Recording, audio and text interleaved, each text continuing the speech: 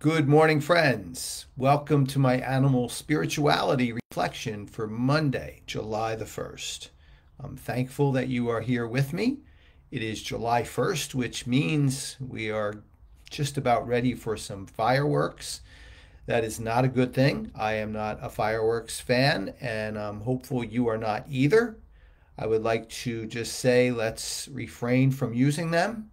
And if people in your neighborhood are, please be mindful of those who are vulnerable to fireworks, especially our four-legged family members and friends, or people who have PTSD.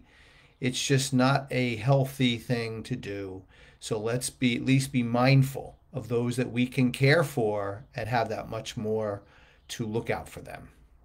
In addition, my Compassion and Commitment online course is still available, and I'm getting some good feedback on that, and I'm getting some good feedback on these videos as well to kind of lift ourselves into a higher place of spirituality. So it's still available. The link is on my website, joedwyerjr.com, and it's also right here in the header of this video. So now, without further ado, let us go into today's animal spirituality reflection, where we will talk about the journey through doubt and fear. Over 2,000 years ago, a disciple of Jesus named St. Thomas went by the name of Doubting Thomas. He doubted his faith, he doubted Jesus, and he was condemned for it. I oftentimes say when I speak about Thomas is what an interesting thing that is, because all of us have doubts in our minds, especially about our spiritual life, especially about our faith. It's a reality. And later on in the Gospels, we see Thomas also being stricken by fear. And it led me to the conclusion, not a difficult one to come upon, that doubt and fear go together. They go together way too well. Well, 2,000 years more went by, and then a greyhound named Bella graced our family. And in all the years I have experienced dogs and animals, I have never seen a dog have so much doubt and fear as Bella did. When she arrived here, she was just off of the racetrack, not long in a very good foster home, but she still had so much doubt and fear because they're not treated well at all on the racetrack. They're kept in small crates. They only come out when it's time to race or train. They're not treated well, and Bella had so much doubt and fear. Now we look at ourselves. Don't we get doubt and fear sometimes in our life? No different than St. Thomas and Bella? We do. The question now is, how will we handle it better? Well, we will look at those two individuals, because both St. Thomas and Bella did something very powerful. They journeyed through the doubt and fear. They did not block it out, and they did not just run away from it. They accepted it and processed it through their hearts. My friends, our heart is the center for everything.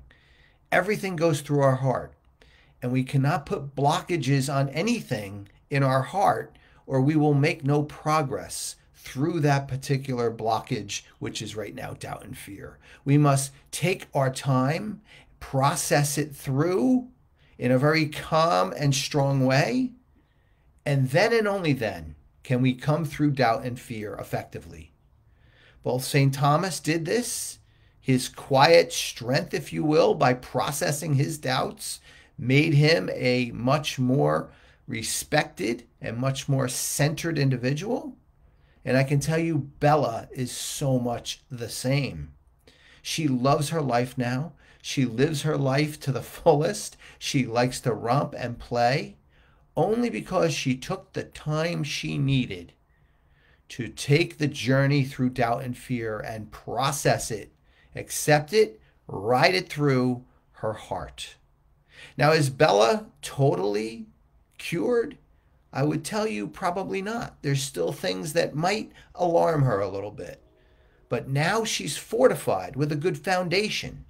And that foundation helps her accept what comes now, and she gets over it a whole lot more quickly. What about you and I? There's doubt and fear in our life, and doubt and fear in our spiritual life, and it holds us back from so much value. We must process it. We must let it come through ourselves. We must let it come through our heart. We must breathe it through our bodies and let it go eventually, detach from it. And when we do, little by little, in our own time, let no one tell us what the timing is. It is in our own time. It could take more than someone else is willing to accept, but this is about our journey through this difficult emotion. And when you do, you start to see the positive results of it. And then you start to live a more powerful life because doubt and fear is not a part of it. And you can open up your possibilities in spirituality, in your life, and in compassion to yourself and others. What is it right now that holding on to you in doubt and fear that you need to start to process? My suggestion, start to do it today, maybe a little bit differently than you're doing it now, and see the value that comes to you and those that you care about. Well, my friends, that's what I wanted to share with you today in our animal spirituality video. There will be a picture posted very shortly of Bella in the comments for you to reflect on for your own doubt and fear. I don't have one of St. Thomas. I didn't know him personally, but I do know Bella very well, so her picture will be there for your added help in journeying through this matter. I wish you all a wonderful Monday, and I look forward to seeing you back here tomorrow for another gospel reflection. Take care, everyone.